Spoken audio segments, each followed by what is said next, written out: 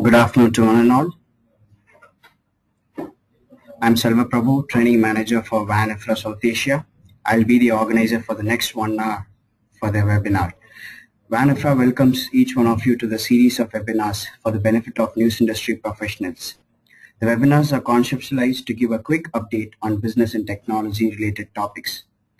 So I welcome all for the webinar on Densitometry. To produce high quality in print, the printers and the QC team must be well versed to use quality control equipment such as densitometers and spectrophotometers.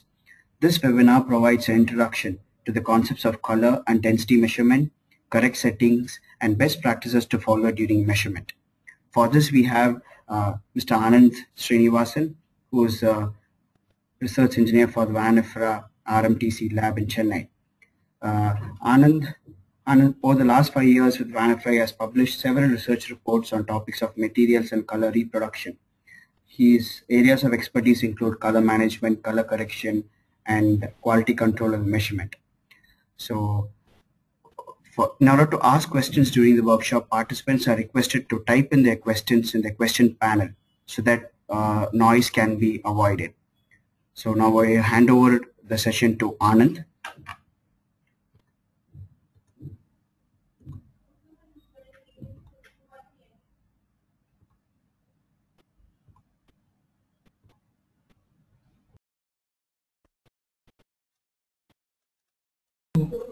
Thank you, Selva. Very good afternoon, and I welcome you all for the third webinar from WAN-IFRA. The webinar is on densitometry. Now, this densitometry is a very vast subject. We usually cover it in a 2 days workshop. We have to, so I have to bring into a 30 to 40 minute session. So what I've done is I'm going to cover only a small part in densitometry, and that's on the construction of a densitometer and how does it measure density. Now, that's what we'll cover today. Now, what does a densitometer measure? Right? Now, we use densitometer to measure density. Now, does it really measure density? No, the answer is no. It doesn't measure density, but it measures reflectance.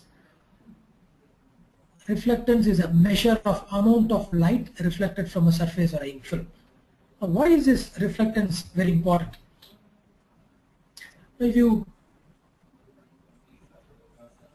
take this picture, for example, let's say a light ray falls on an ink film that is printed on a paper. It can be ink film or it can be anything, any object. So a certain amount of light is falling on the printed ink film or any object, you can say, and certain amount of light is reflected. Now, the amount of light reflected depends upon the nature of this printed ink film or an object. Now, if we say it's a printed ink film, now depending upon the thickness of the ink film, it absorbs a certain amount of light and reflects a certain amount of light. So if we measure the reflected light, we'll get a clear idea of how much ink is present on the paper. Or I can just say how much ink film thickness is present on the paper. So by measuring reflectance, we get a clear idea about how much ink film thickness that is already on the paper. So that's how we measure reflectance. But since reflectance is a parameter of percentage, it's a little difficult to correlate by a press operator. So we give them an absolute figure in the name of density.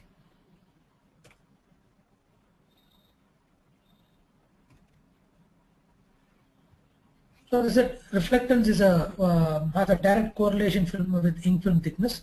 So if the ink film thickness is more, then it absorbs more light and reflects less. So if you measure the amount of light reflected, then you get a clear idea about the ink film thickness.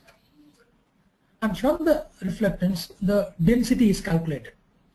So the calculation of density is only a mathematical formula that is applied after the reflectance is measured by the densitometer.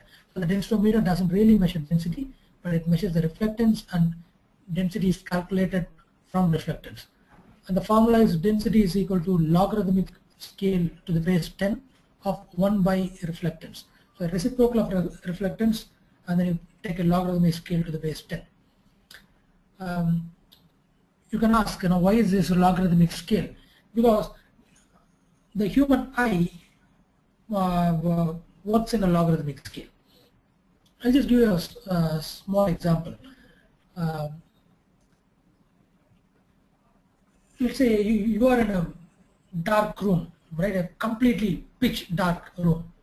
And let's say the room is installed with 100 lights, right? 100 tube lights. The room has 100 tube lights, but right now it's completely dark. It's a small room, but with 100 tube lights. Let's say you enter the room, it's completely dark. Now what do? You switch on just one light. And I switch on one light. Then immediately I can see everything in the room, because the room becomes bright because I switched on one of the lights. Now let's say I'm switching on the second light. The room becomes even brighter. I'm switching on the third light, it becomes even brighter. Let's say I switched on 80 lights. Now the room has become completely bright, right? The room has become completely bright. It becomes so bright that you find it difficulty to you have difficulty in seeing. So if I'm switching on the 81st light, that will be minor, very, very minor difference in the increase in brightness. Your eye cannot differentiate. But now compare the same when you switched on the first tube light when the room is completely dark. So you saw a huge difference. But after switching on 80 lights, you are not seeing any difference at all, because human eye cannot perceive such differences at very high brightness or very high darkness. So it works as a logarithmic scale. So similarly, densitometers works in a logarithmic scale. So for example, if there is a in this area, if you can see, there is a 50% reflectance, and the density measured is only 0.3. Right? It is not a density of 0.5, 0.6, 0.8, or it could be higher, but no, it's only a density of 0.3 for a 50% reflectance. And for a 20% reflectance, the density is only 0.7. And in newspaper printing, we say the target is 0.9 for cyan, magenta, yellow. So at 0.9 density, the reflectance is only 13%. So the reflectance varies in a logarithmic scale.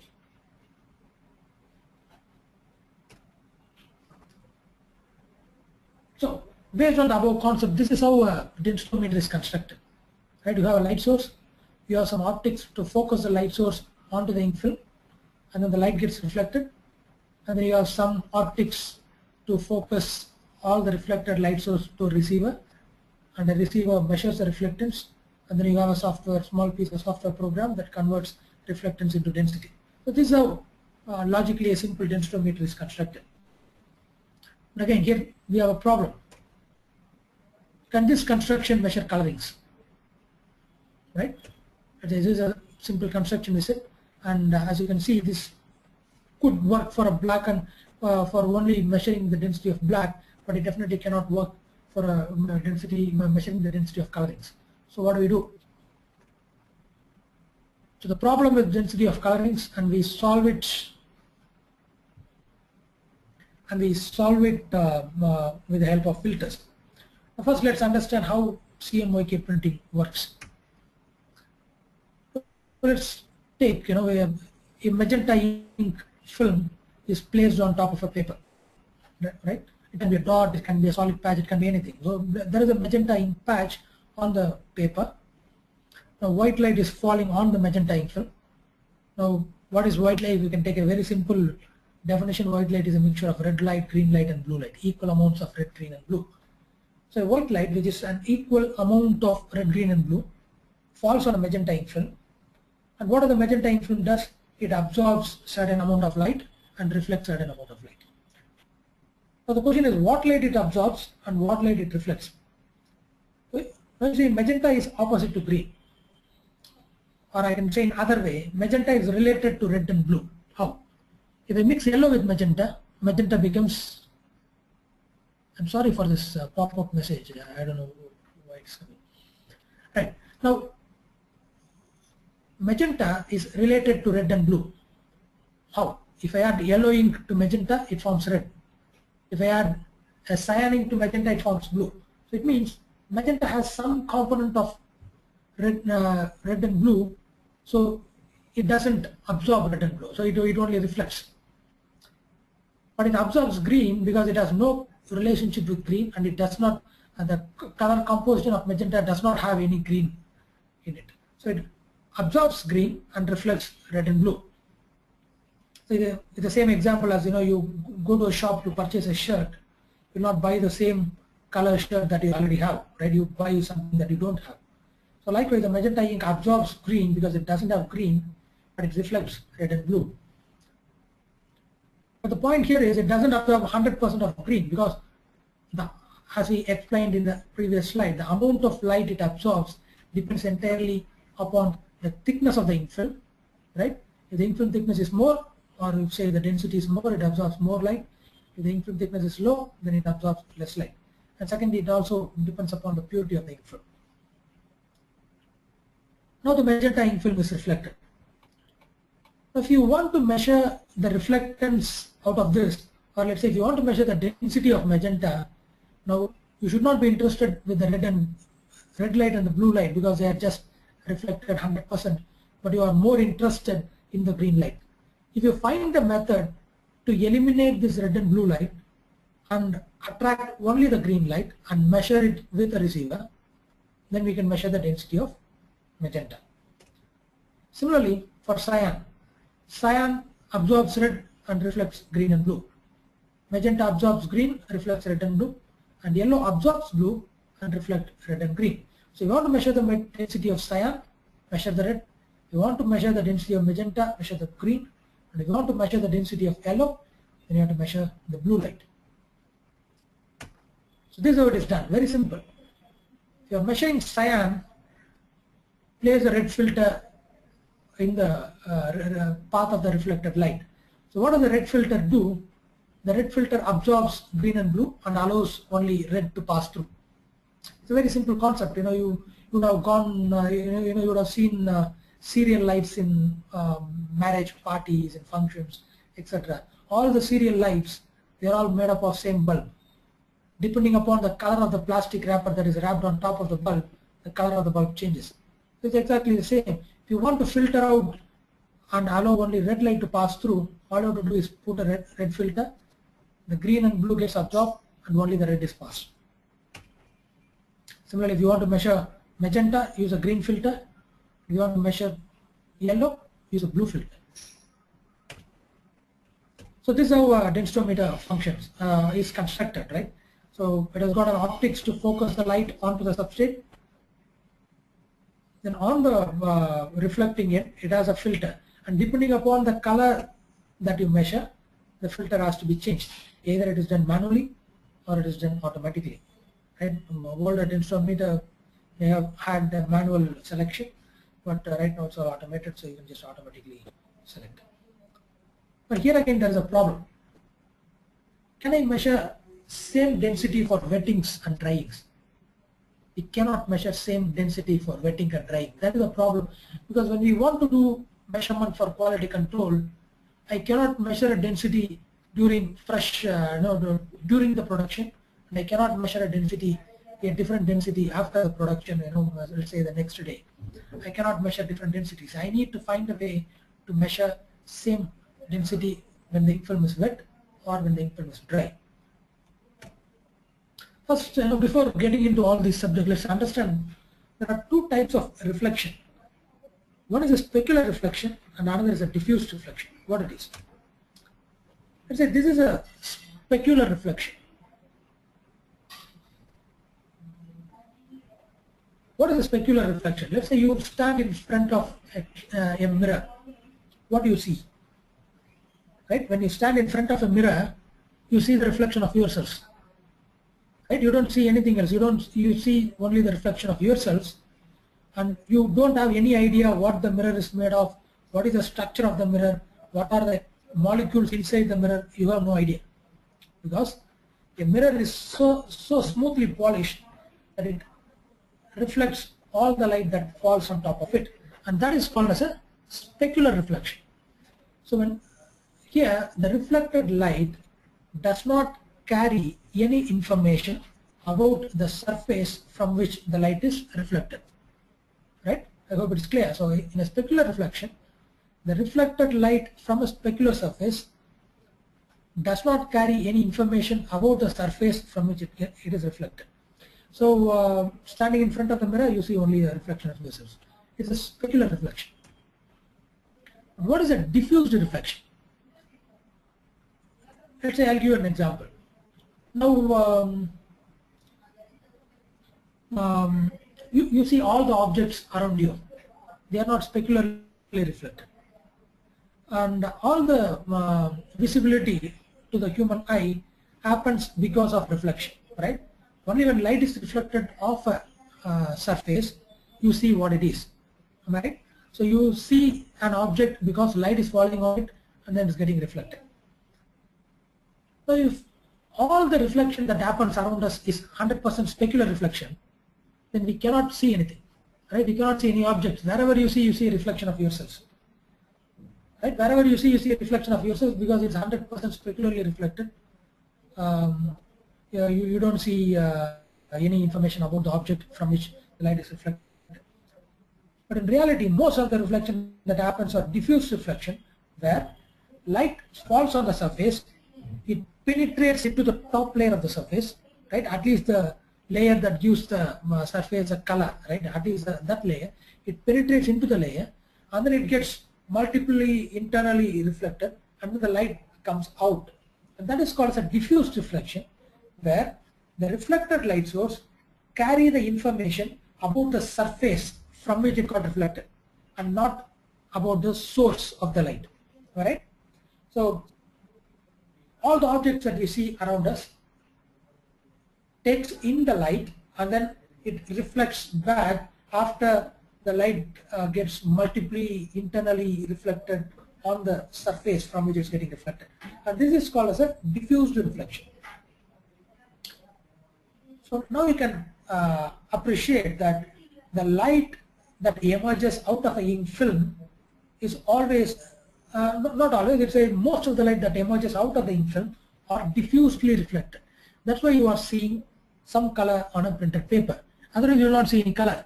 The paper will be like a mirror. You will see a reflection of yourself, but you are not seeing that, right? So this is called as a diffuse reflection, and the reflection from a printed paper is a diffused reflection, where the multiple internal reflection is done by the pigment particles present in the ink. So when the light gets reflected, you see some color, right? So this slide is about whatever I explained earlier. So specularly reflected light does not have any information about the surface from which it is reflected. For example, reflection of moon or sun on a lake, right?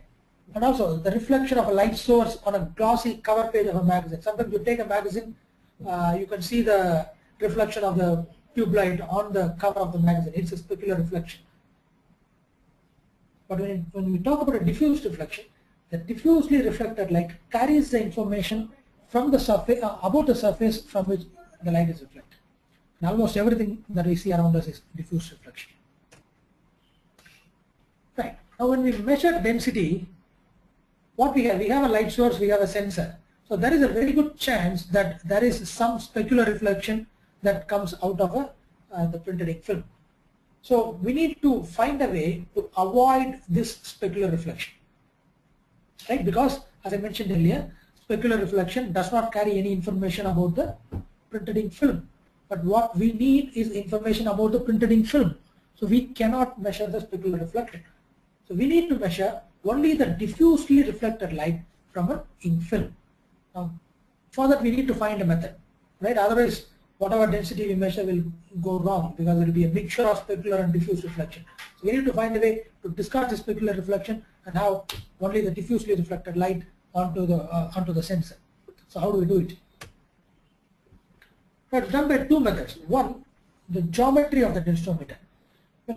When you read the term geometry in relation to a densitometer, it is always the position, it always denotes the position in which the light source and the sensor are arranged.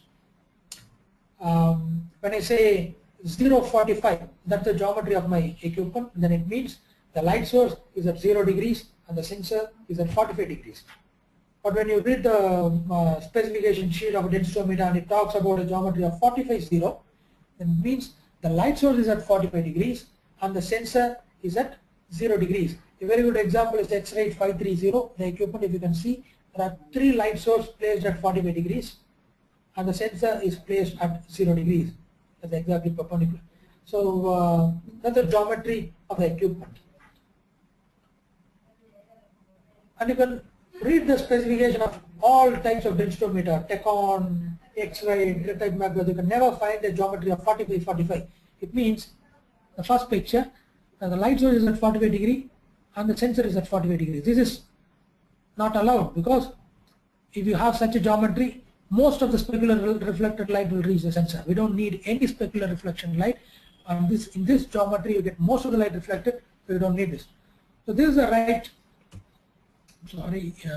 This is the right construction. The light source is at 0 degrees and sensor is at 45 degrees, or it can be vice versa, where if there is a specular reflection, it goes directly back. It doesn't reach the sensor. Now this is just one part of the answer. There is another part. Okay. So I mentioned earlier when we went into this discussion that wetting film and drying film are different. How it is different?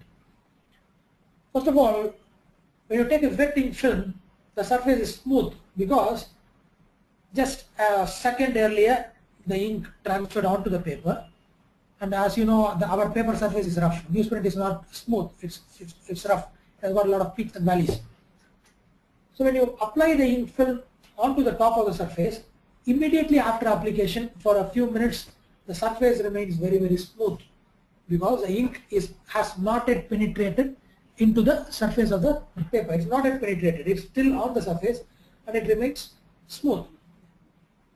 And when any surface is smooth, then you can imagine that there will be more specular reflection, or you can say, forget about more specular reflection, there will be some specular reflection. But in this case, because of this geometry, when there is a specular, so it is exactly like this, the surface of the ink film is smooth, the light falls on, if there is a specular reflection, it goes back to the light source, it doesn't reach the sensor. So most of the specularly reflected light does not reach the sensor. Why? Due to the geometry of the equipment. So the density is, whatever density that you measure is purely out of diffusely reflected ink film. Diffusely reflected light. But now take a dry ink film. Now the dry ink film is not smooth. The surface is not smooth.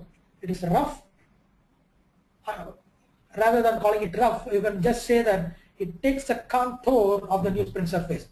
So whatever the newsprint surface, wherever it has a peak, the ink film will have a peak. Wherever the newsprint surface has a valley, the ink film will also have a valley. So the newsprint surface, the ink film follows the contour of the newsprint surface. Now here there comes a problem. Now let's say there can be ups and downs, and some of the ups and downs can be at 45 degrees. Possible, right? Some of the ups and downs can be at 45 degrees. So let's say you keep the light source at 0 degree, and then the light falls on the paper, and the ink film is up and down, and there is a 45 degree angle created by the contour of the newsprint. Then what happens? The light that falls on this slope, a little bit of specular reflection from this slope will reach the sensor. I hope it's clear. Because the surface is not smooth, some of the specular reflected light, because of this slope or ups and downs in the ink film, gets reflected directly onto the sensor. So now the sensor receives diffuse reflected light as well as it receives some of the unwanted specularly reflected light. Now what happens? The sensor receives more light. When sensor receives more light, the reflectance is more. When the reflectance is more, the density is less. So when you measure a wetting film, the density is always higher, and when you measure a drying film, the density is always lower because it receives more light than what it should receive. So you see a big difference between wetting film and drying film. And this is not desirable because you give a target to the printer, you say, okay, you have to run at 0.9 density. The printer runs at 0.9 density, and the next day morning the quality manager comes and measures the copy and then finds it's only a 0.7 density. Now who is to blame? It's not the fault of the printer because he ran to the target that you gave. and it's not the problem of the quality manager because he's also measuring the same copy. But somewhere we have to find a method to match both the things. So basically, we have to avoid the specularly reflected light from reaching the sensor. So how do we do? Very simple. Use a polarization filter. You would have read it in physics in your schools, right? I'm not a expert in physics, so I can't explain in a more very convincing manner. But what I can say is that light source contains particles called as photons. Right? That's what I read in physics. So light source contains particles called photons, and it oscillates in multiple planes. When you pass it through a polarization filter, the polarization filter polarizes the light in such a way that these particles will oscillate only in one plane of oscillation. So here it is, the picture. So a light source, let's take, this is a particle that is oscillating in multiple planes. It goes through a polarization filter where the filter is aligned vertically. You can see all the vertical lines. So it's a vertically aligned filter. So when the light comes out, the light is polarized, and now all the particles oscillates only vertically. There is no other oscillation.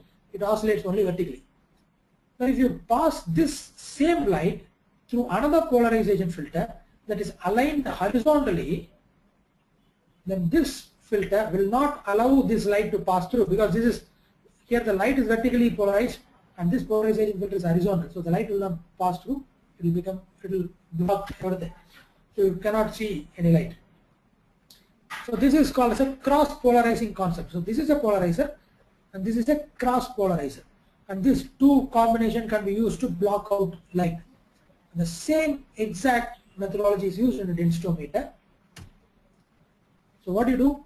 The same construction. You have a light source. First you pass it through a polarizer, and here you can see the polarizer is vertically aligned. So here you can see all the light source, the particles are oscillating in multiple different planes. It passed through the vertical polarizer, and now you can see all the particles are polarized. All the light sources are now only oscillating vertically. Now it falls on the ink film. Now as you can see, some of the light source is specularly reflected, and some of the light is enters into the ink film, and then it gets diffusely, multiple internal reflection, and then gets diffusely reflected. And when the light source gets multiple internal reflection, it will lose the polarization. Right? It loses the polarization, and then when it emerges out of the ink film, you can see here again that it is oscillating in multiple different planes. So all the specularly reflected light retains the polarization and it is polarized. All the diffusely reflected light, because of multiple internal reflection, loses its polarization and then it starts oscillating in multiple different planes. Now you have another polarizer which is exactly perpendicular to the first polarizer. Right? It's exactly perpendicular to the first polarizer. So this light, which is already polarized, cannot pass through this polarization filter, and it's completely blocked out. Right? It's completely blocked out. And all the diffused reflection light, which lost its polarization, can easily pass through the polarization filter, and then it reaches a sensor. Very simple. So you are completely blocking out specular reflected light both in a wetting film as well as in the drying film. So you are receiving only the diffused reflected light, and hence when you use a polarization filter, whatever density that you measure in a fresh print remains exactly similar when you measure 24 hours later, or even much later. It doesn't matter. It doesn't change much. So this is the final construction of a densitometer. So there is a light source, optics to focus the light source, there is a polarizer, an aperture, light falls on the ink film, gets reflected at 45 degrees, and then there is a cross polarizer, optics, filters, and a receiver. Right? This is a construction. And in modern densitometers, we don't have this single RGB filters. Now we talked about RGB filter. This filter is now currently replaced by a rotating filter, which contains filters from 370 to 750 nanometer. You can just say the visible light on I think 450 to 750, if I'm not mistaken.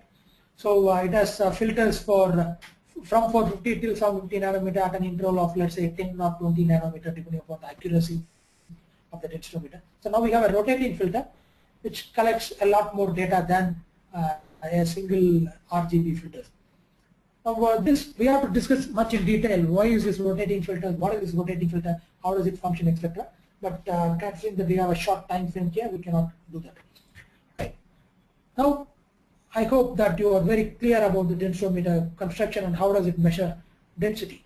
Now, this is not all. There are other key questions that need to be answered. What settings will you keep in the densitometer? If you take your densitometer, you will be confused with several settings. There is a ISO E, status E, ISO T, status T, status A, status EX, status TX. There are innumerable, 10 to 12 different filter sets in the densitometer, and you have to select the right filter to get the proper reading. So that's a question: what filter set will you keep? And there is a question about backing. For some applications you use a black backing. For some applications you use a white backing. And then there is a question of absolute and relative density. In some countries they measure the density along with vapor. It's called absolute density.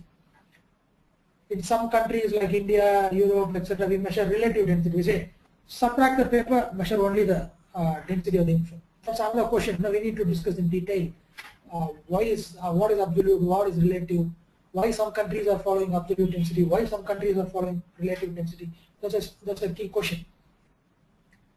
And it's not all. There are other calculations that we do from density.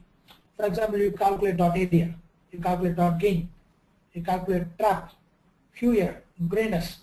So for all these, the densitometer uses a software to calculate, or you can also use an Excel sheet to calculate and reporting. But if you need to use an Excel sheet on your own, because using an Excel sheet is far more easier, because with one template you can just use it for several years, right? You can pass it on to different branches of your different printing plants, etc. So using an Excel sheet will be very useful for calculation and reporting. But when you use Excel sheets, you need to know what formulas that we use to calculate all these, and there are different formulas. For example, for dot area alone, there are two different formulas, right? There is a Murray-Davis equation, there is a Yule-Nielsen equation, so there are two different formulas. Similarly, for trap, there are two different formulas. So there are hue, grayness, which formulas to use, how to use it in Excel sheets. So those are some of the key questions that we need to answer. And then there is the next concept of color measurements. What is the concept of measuring color? How does a spectrodensitometer that we use today measures both color and density? And what settings you need to keep when you measure color?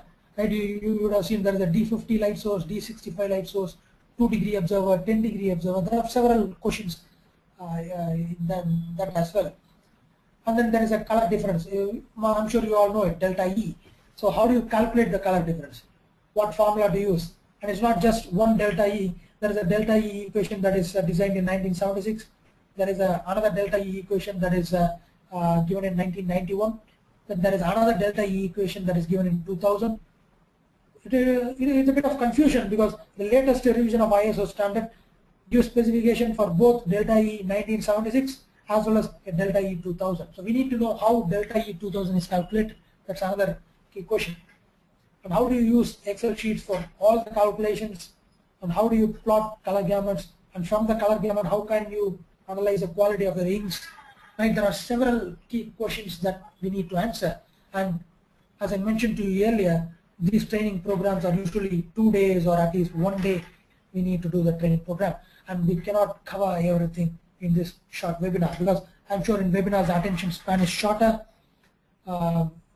You'll also have disturbances during the webinar, so we cannot do all these, and these has to be done hands-on, right? Not just talking, but we need to do hands-on. So if you want to find answers, and we are willing to do, and we have a hands-on workshop on this topic on 16th September in New Delhi at Hotel La Meridian. I'm sure you all know that our WAN-IFRA conference is happening in September 17 and 18, and the pre-conference workshop is on 16 September. So there is an opportunity, and if you are there in Delhi or in surrounding parts, you can come and take part in this workshop. And if you are already registered to a conference, we have a special offer for the pre-conference workshop. You can also register for this pre-conference workshop. And if you are in South India and if you don't have a chance to visit our conference, it may also be the situation. Then we can also do a public workshop in Chennai or Hyderabad or in Bangalore, wherever we have more participants. Anyway, thank you so much for being in this webinar. Now I pass on to Selva Prabhu. If there is any questions, I'll be happy to answer. Thank you. Thank you, Anand. That was a very quick workshop on Densitometry. Now we have a question from Mr. Suryanara Babu from Manipal, and the question is, what is the preferred densities for 42 GSM newsprint to avoid show-through? So I repeat, what is the preferred density for 42 GSM newsprint to avoid show-through? So I'll just... Right. Thank you, Mr. Suryanarayana Babu. Well, now the ISO 12647 specification has a density of 0.9 for cyan, 0.9 for magenta, 0.9 for yellow, and 1.1 for black. Now, this is the density that you need to use irrespective of whether it's a 45 GSM or 42 GSM, because we are not only talking about the amount of ink that is on the paper, but we are also talking about colors. If you reduce the density because you are having more show-through in 42 GSM paper, then you will suffer on the colors that is produced. The colors will be very desaturated. That's something we don't want to have. So we need to mention exactly at the same density, 0.9 for cyan, magenta, yellow, and 1.1 for black. But what we can do is that you can reduce, if you want to reduce your printer, you can reduce your total ink coverage from, let's say, 220 is a very good target. You can use 220 as a total ink coverage, because the latest ISO specification has also recommended 220 as a total area coverage. I know that our icons and ISO profile still has 240 total area coverage, but we already have a beta version of ISO profile that WAN-IFRA has already developed with a total area coverage of 220, and it will be available for download from the month of November. So my recommendation would be to stick with the same densities, 0.9 for cyan, magenta, yellow, 1.1 for black, but try to reduce the total area coverage from 240 to 220. And importantly, you should try to run with as less water as possible, right? To an extent that you won't get set off, but as less water as possible, because the moment you have more water, the paper gets a little wet, and then it becomes more show-through. It will have more show-through. It's like, you wet a piece of paper, then its show-through increases. So make sure that your copy doesn't come out moist from the press.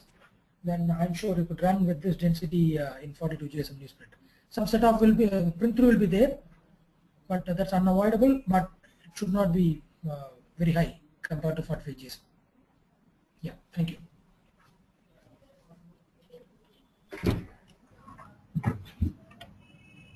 Thank you, Anand. We have another question from Mr. Aditya Mittal from Hindustan Times. So he's actually got two questions. So one is, what is the density standard for 40 GSM paper, and how to avoid show-through on 40 and 42 GSM paper? So I repeat, what is the density standard for 40 GSM paper, and how to avoid show-through on 40 and 42 GSM paper? Well, the question is very similar to the earlier question, so I'd say you still stick on to the same density, 0.9, irrespective of 40, even if it is 40 GSM. The only thing you can do is reduce the total area coverage. 220, I think, will be a good target. And alternatively, there is also an opportunity to, you can also try a little high pigment inks, where you can achieve the density and color even with less ink on the paper. So you reduce the ink film thickness because you are using a high pigmented ink, and when you reduce the ink film thickness, penetration will be lower, and when penetration is lower, print through will be still lower. So you can try high pigmented inks as well. My recommendation would be to run as low water as possible, but stick to the densities. Yeah, thank you. We have, I think this will be the last question from Mr. Okay, we have another question. One is from Mr. Narayan from Dinamala. In what way the density affects dot gain or dot loss? In what way the density affects dot gain or dot loss?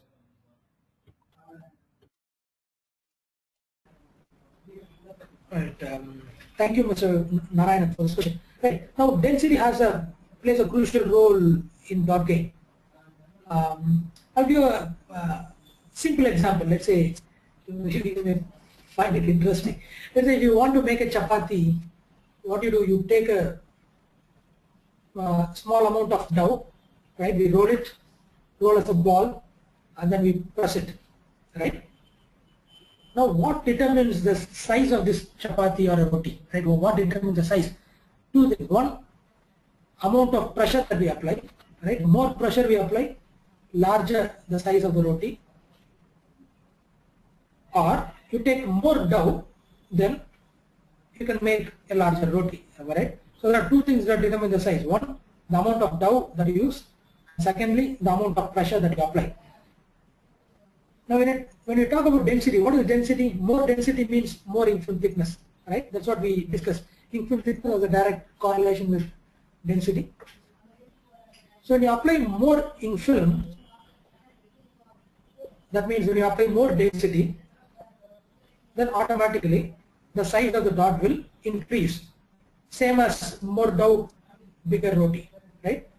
Or for the same ink film thickness, we apply more pressure in the blanket to blanket contact or plate to blanket contact or foam roller to plate contact, then again you are getting a bigger dot. So your question, right? What is the correlation between density and dot gain? So more density, more is the dot gain. So please stick on to the densities, 0.9 for CMY and 1.1 for black. If you have more density on the paper, that will be the case in many newspapers. They always print higher density. You run two problems. One, your high dot gain, which means your pictures are darker, and number two, you're also spending ink unnecessarily. Just compare between a density of 1.1 and 1.2. If you run 1.2, you are already running 8% more ink. You can save on that ink if you reduce the density. We don't need that much ink on the paper. Right, thank you.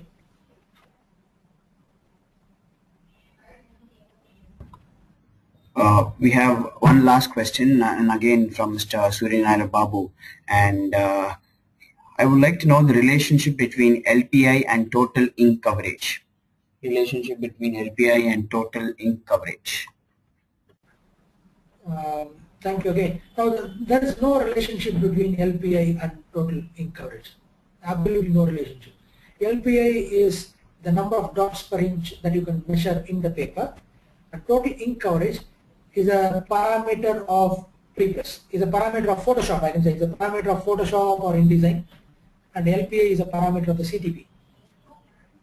So what is total ink coverage? Total ink coverage is the summation of cyan, magenta, yellow and black dot percentages at the darkest black that you can print or that you have in Photoshop. So that is total area coverage.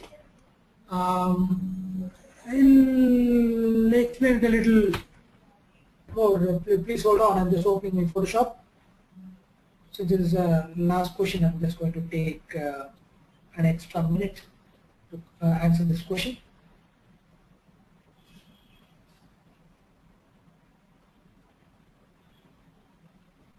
Please hold on, Photoshop opens.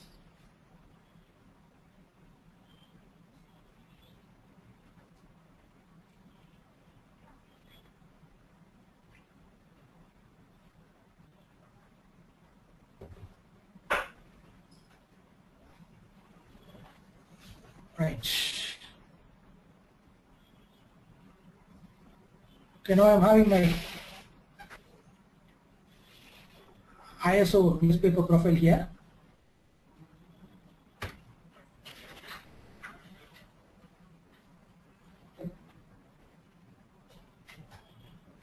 Now I'm creating a new test file in RGB color space.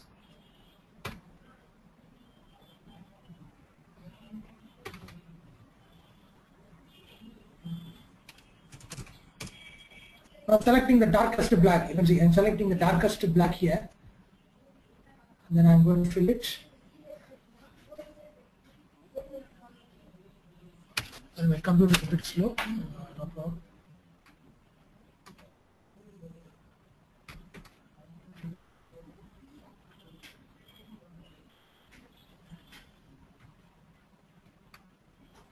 So what I'm doing, I'm filling this area with the darkest black, right? I take the info.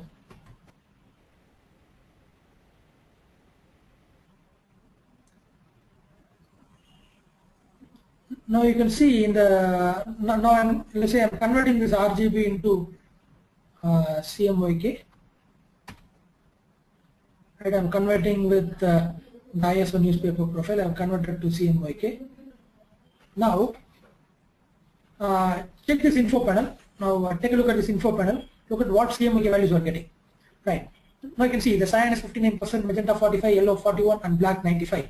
Now if you add all these 4 percentages, it forms 240. This is total area coverage. So the summation of cyan, magenta, yellow, and black dot percentages in the darkest black that you can produce in that particular process, and that is total area coverage. Now lines per inch is in material still run 100 or even 110 LPI in 40 or 45 JSON paper, doesn't matter. Thank you.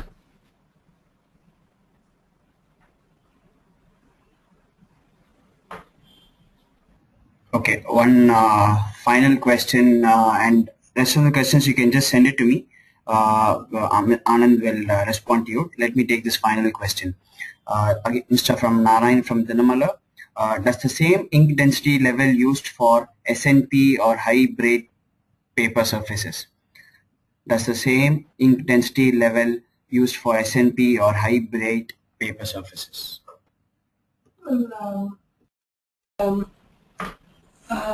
This is a tricky question because the standard newsprint has a LAB value of 8203. That's a target. But this hybrid paper is a much brighter paper. It's a much brighter paper and a much smoother paper compared to standard newsprint. So logically, what I would recommend is to increase the density for hybrid paper. It should be okay. You can run with a density of 1.0 for cyan, magenta, yellow, and 1.2 for black, and then you can get extraordinary results. You can print with much higher saturation, and you can also try higher screen ruling. If you're using 100 lines per inch for standard newsprint, then you can try even 120 lines per inch for the hybrid paper in cold set, right, in cold set. But what you have to keep in mind is that have a look on set off or any roller marks that is arising because of higher density that you are running for this paper. But as I mentioned, for hybrid paper, it makes sense to run a little higher density than standard newsprint. Thank you.